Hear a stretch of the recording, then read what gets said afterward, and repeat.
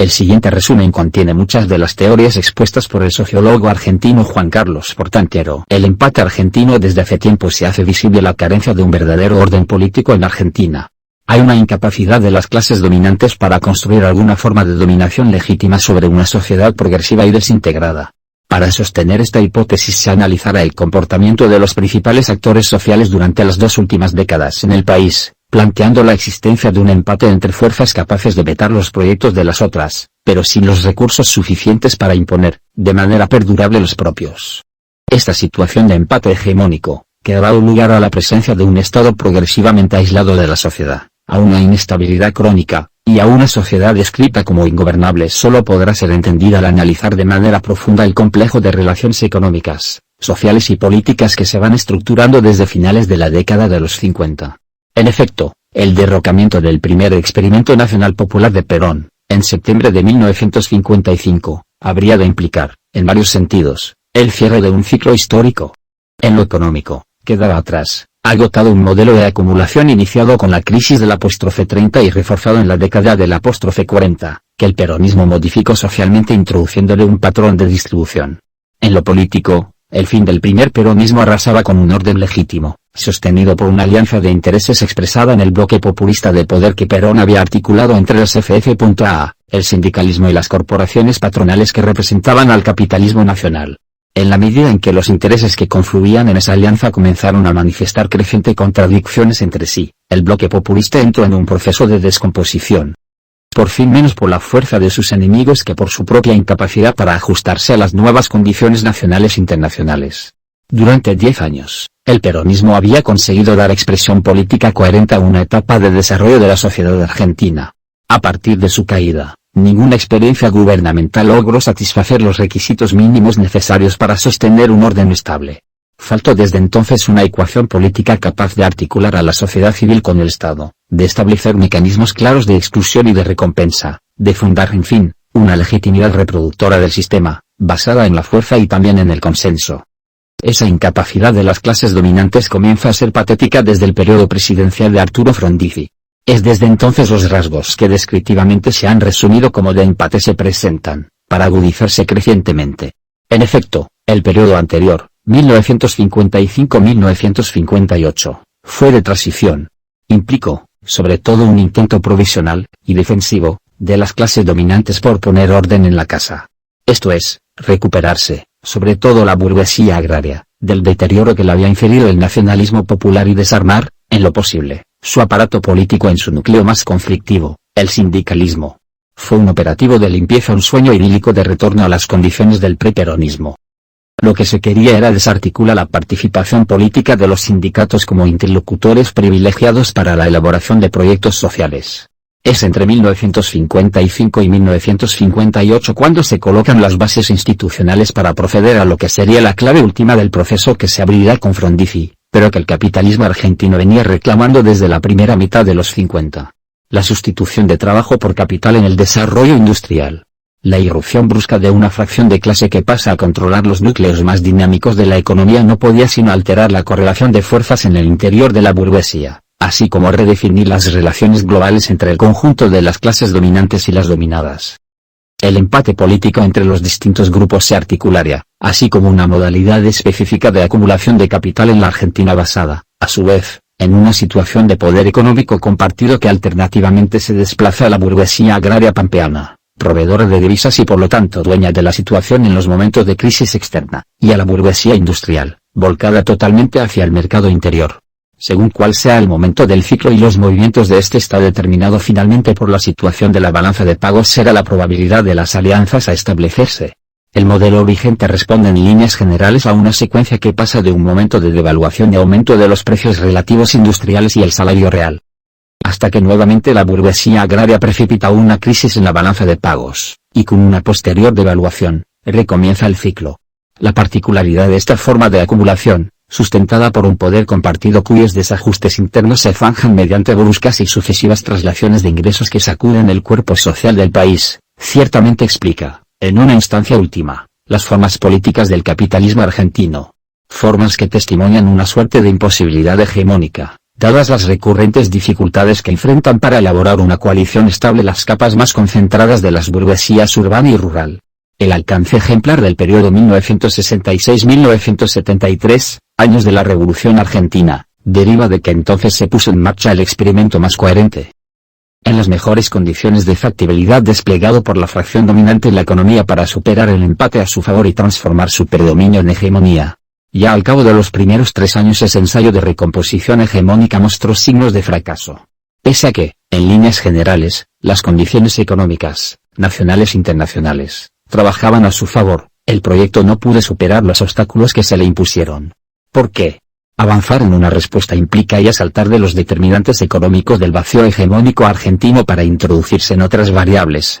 Principalmente, las características del sistema político, entendido como un sistema institucional complejo de toma de decisiones, en el que una pluralidad de actores sociales, que gradualmente obtienen la obtención de sus demandas a partir de niveles que van, desde el poder efectivo para decidir, hasta la capacidad para influir defensivamente, para vetar, a través de variadas formas de expresión.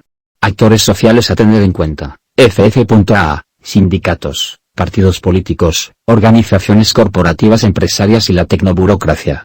El nivel de análisis elegido por este resumen es el de las relaciones de fuerza políticas, es decir, un espacio en el que los conflictos de clases se expresan como conflictos entre fuerzas que actúan en el sistema político, en el que las alianzas entre clases y fracciones buscan constituirse como bloqueo de poder mediante la articulación de proyectos, a través de un proceso relativamente autónomo que califica la discontinuidad existente entre las llamadas estructuras de la sociedad.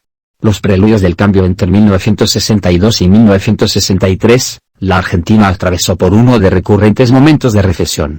Su detonante fue el habitual, déficit incontrolable en la balanza de pagos. La crisis económica arrastró a una crisis institucional y las FF.A decidieron el derrocamiento de Frondizi.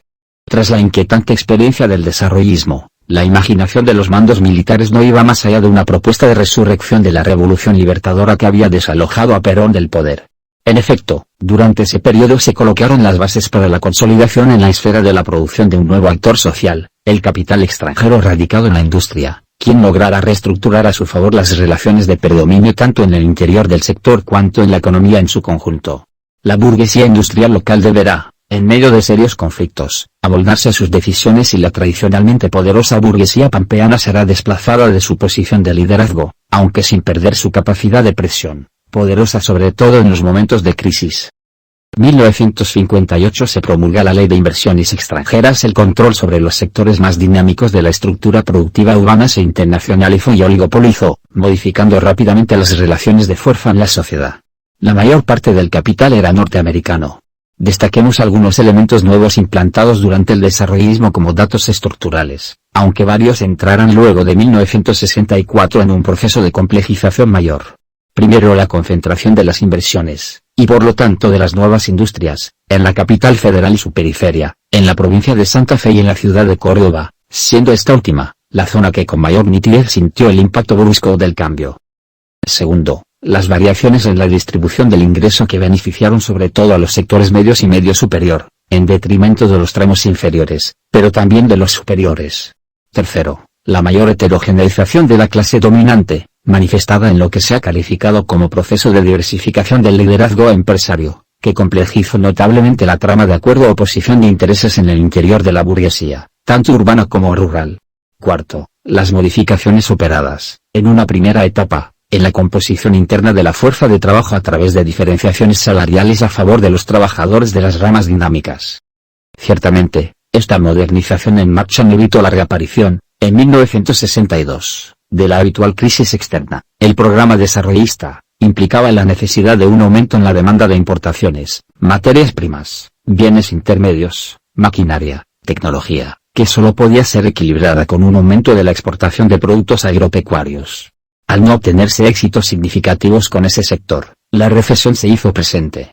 Derrocado Frondizi en 1962, un representante de la burguesía agraria tradicional, Federico Pinedo, ocupó el Ministerio de Economía y aplicó los conocidos planes antirrecesivos.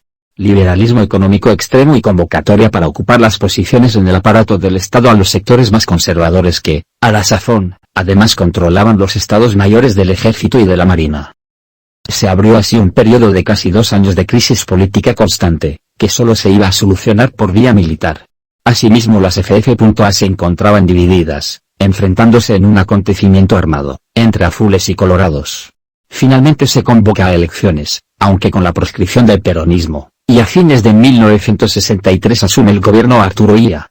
El desvalido gobierno provisional de José María Guido que sucedió a Frondizi, va a adquirir, visto retrospectivamente, el carácter de un ensayo general para el modelo político que se intentara poner en marcha en 1966, donde se intentara una verdadera modificación de las relaciones de fuerza políticas e ideológicas vigentes hasta entonces.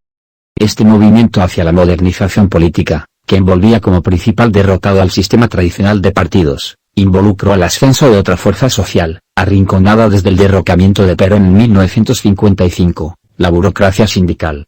En 1961 Frondizi devolvió a los sindicatos el control de la CGT, intervenida por el Estado hacía más de 6 años.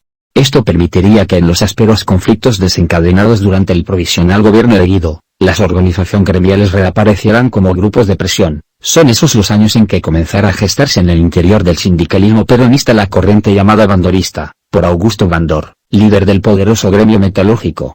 El crecimiento del papel del sindicalismo y el reflujo sufrido por los partidos políticos, colocó en un primer plano institucional a las organizaciones corporativas empresarias, expresivas, en su variedad, de los intereses económicos directos de las distintas fracciones del capital, cada vez más diversificado, pero también articuladoras de proyectos políticos de mayor alcance.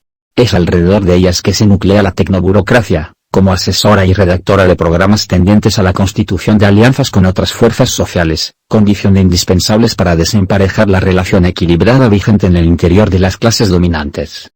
A estos sectores establishment, burocracia sindical, organizaciones empresarias debe sumarse la modificación operada en el comportamiento de las Fuerzas Armadas, principalmente del Ejército, durante el periodo Guido. Sometido a presiones muy fuertes por parte de los grupos orgánicamente vinculados con el modelo de acumulación anterior, el gobierno de Guido no pudo llegar a ser sino un híbrido, pero a la vez, implicó una primera puesta a prueba de las articulaciones políticas necesarias para la realización de un nuevo equilibrio de fuerzas acorde a los cambios que se estaban produciendo en la sociedad. En el momento en que se precipitaba la necesidad de otorgarle una salida institucional a la precariedad del gobierno de Guido, apareció claro, sin embargo, que la nueva fórmula de poder no estaba aún madura. De tal modo los partidos políticos que aparecían como los principales derrotados históricos de ese proceso de modernización capitalista retomarían, por vía del más tradicional de todos ellos, el control del gobierno con apenas un 25% de los votos del electorado. La experiencia de Illia y los viejos políticos duraría menos de 3 años. Es que habían sido triunfadores ocasionales, que ocupaban un vacío temporario. Sin embargo fue ejemplar. Gobernó sin estado de sitio y sin presos políticos, garantizó las libertades básicas y hasta pudo tener episodios de dignidad nacional en sus relaciones con los Estados Unidos, como lo demostró con la invasión de marines a Santo Domingo. Su modelo era Hipólito Yrigoyen. Aunque cabe mencionar que le impidió a Juan Domingo Perón el retorno al país. El periodo de Illia coincide, sin embargo, con un hecho destinado a tener una enorme importancia en los años posteriores. Superada la crisis económica de los años 62-63, la economía argentina entra en un ciclo largo de recuperación, caracterizado básicamente por una coyuntura internacional que iba a favorecer los precios de los productos argentinos en el mercado mundial y que eliminaría, por un largo periodo, el déficit en la balanza comercial. Desde 1964 hacia adelante, aproximadamente 1971, el proceso económico de Argentina se caracteriza por crecimiento ininterrumpido del PBI, sin ningún año de recesión. Crecimiento sostenido del producto industrial, aumento de la capacidad del sector industrial para ocupar mano de obra. Participación de las grandes empresas de las ramas vegetativas, nacionales o extranjeras, y de las medianas empresas de las ramas dinámicas, nacionales o extranjeras, junto con las grandes empresas extranjeras de las ramas dinámicas, en los mayores crecimientos del monto de ventas.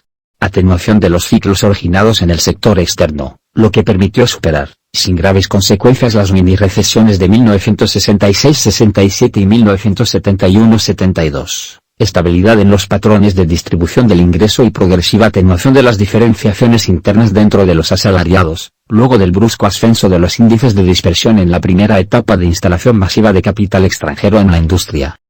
Descenso del nivel de desocupación que baja del 7,2% al 5,8% entre los trienios 1964 y 1971. El gobierno de Illia no frena esas tendencias, pero tampoco las impulsa. A sus espaldas se está produciendo la consolidación de una nueva realidad en la economía y en la sociedad, pero la UCR no es capaz de sintetizar en el Estado ese nuevo esquema de fuerzas. Esta incapacidad de ella para responder a las exigencias del sistema económico provocará su prolija caída en 28 de junio de 1966. El derrocamiento del radicalismo, el más antiguo partido político de la Argentina, arrastraba tras sí, simbólicamente, a la totalidad del sistema de representación en el que estaba incluido. Cuando los militares toman por asalto el poder y utilizan como explicación de su alzamiento el deterioro de los partidos políticos, decían una verdad, su crisis de autoridad era flagrante. La acumulación de capital, el incremento de la eficacia del sistema económico, la racionalización del Estado, eran demandas que se asentaban sobre la lógica del desarrollo capitalista, tal cual había sido impulsado desde 1959. No estaba en la capacidad del viejo sistema de partidos asumir esas tareas, ese cuello de botella político que el golpe de junio intentara poner fin.